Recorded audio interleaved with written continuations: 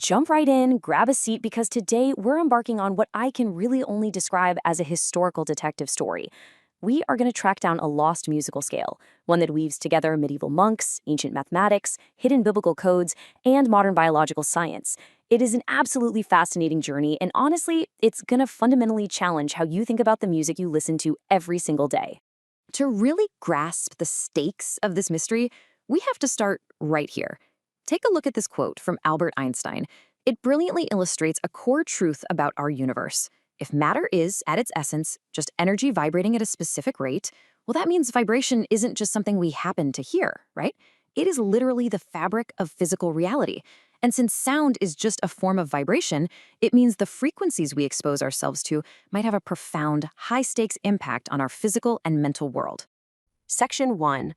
The power of sound and its roots in ancient healing. Now, you might be thinking, this idea that sound can manipulate the physical body is some modern New Age trend. Actually, it's a deeply ancient practice. When we look back through history, we see this long-standing belief in the physiological power of rhythm and harmony. Take ancient Greece, for example.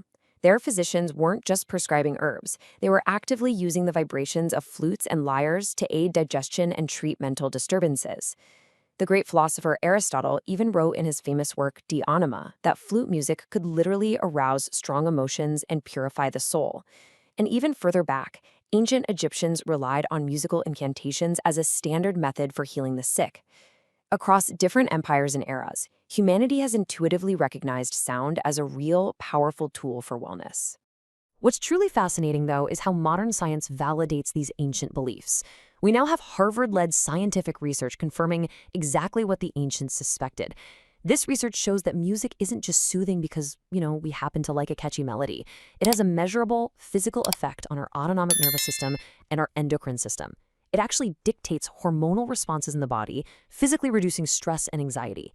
So the science undeniably supports the physiological power of sound. Okay, let's dive into Section 2, the ancient six-tone scale and its lost frequencies. So, if sound is that powerful, what happens if we've lost the most optimal frequencies for our bodies? The original Solfeggio scale is this ancient six-tone musical framework, and proponents associate each exact frequency measured in hertz with very specific physiological and psychological cures. For example, 396 hertz is associated with liberating the mind from guilt and fear. Move up to 528 hertz, which is probably the most famous of the group, and it's purported to facilitate profound transformation, miracles, and even the repair of human DNA. Up at 852 hertz, the claim is that it returns the listener to spiritual order. Now, while these specific healing claims are heavily debated today, the exactness of these numbers is absolutely crucial to our story. Where did these six precise frequencies even come from? Well, historical records trace their widespread use all the way back to the 10th century, specifically to a Benedictine monk named Guido de Arezzo. He introduced this scale through a musical rendition of an 8th century poem called the Hymn to St. John the Baptist. If you look at the very first syllable of each line in that Latin poem, it reads ut, re, mi, fa, sol, la. Wait, does that sound familiar? It definitely should. It's the direct ancestor of the do-re-mi vocal scale that singers still use today to warm up. Which brings us to Section 3, Lost to History, a musical shift. Here is where the story takes a sudden, mysterious turn. How does a musical framework so foundational simply vanish? Sometime around the 16th century, the musical world experienced a massive shift. The ancient six-tone scale, which was tuned using a method called just intonation, was characterized by this incredible clarity and natural smoothness. But it was gradually replaced by what we use today, the 12-tone equal temperament scale.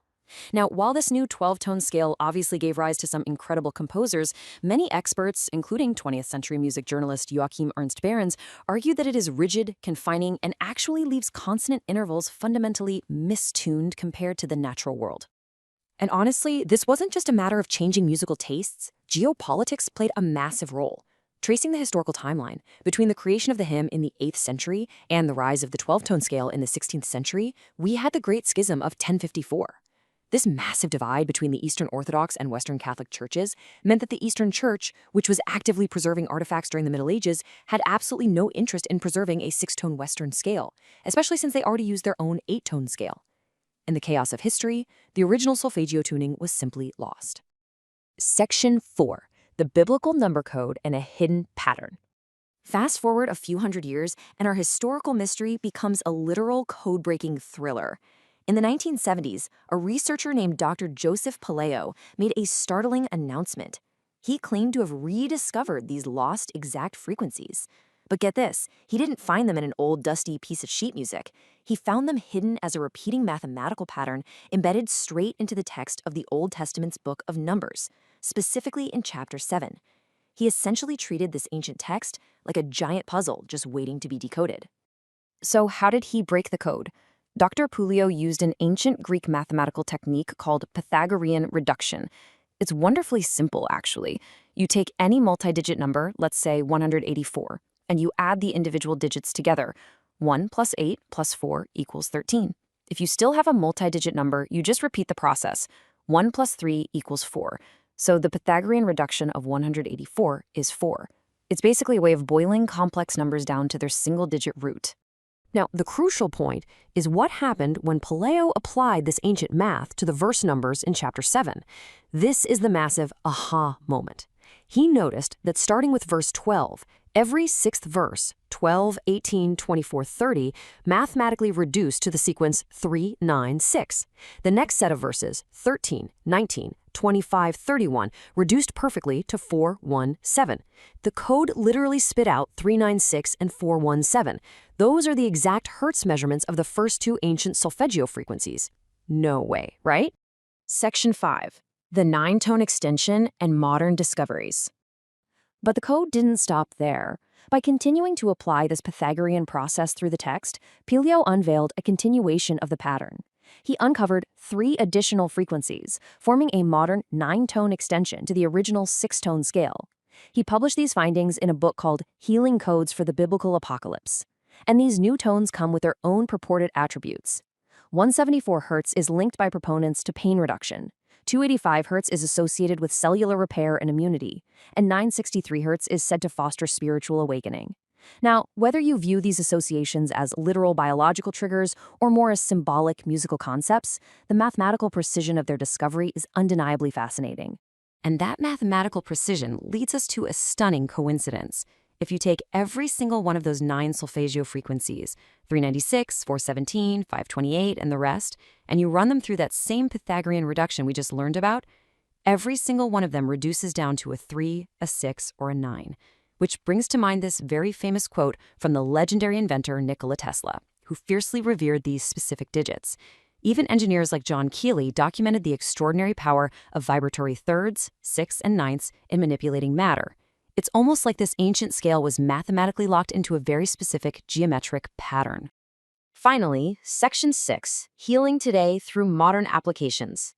So what does this all mean, and why does this ancient mathematical mystery actually matter to your daily life? Well, the origins of the rediscovery are definitely debated. Dr. Palaio claimed a divine vision led him to investigate the Bible, while skeptics argue it was just a result of his dedicated research into Gregorian chants and number theory. But regardless of what side of that debate you fall on, the practical application is happening right now. Sound therapy pioneers like David Holz are utilizing these exact frequency blueprints today. And, as we learned at the beginning of this explainer, modern science absolutely validates that structured sound therapies can lower blood pressure, alleviate anxiety, and regulate our nervous systems. The frequencies are being used as a very real tool for modern wellness. Which leaves us with this final, truly provocative thought. You have music playing in your car, your headphones, and your home every single day. If the experts who claim our modern 12-tone scale is rigid and mistuned are right, what are we missing? Could returning to the ancient, mathematically perfect 6-tone harmony of the solfeggio scale truly change the way we experience the world, our stress levels, and our physical reality? It's a mystery hiding in plain sound, just waiting for you to tune in.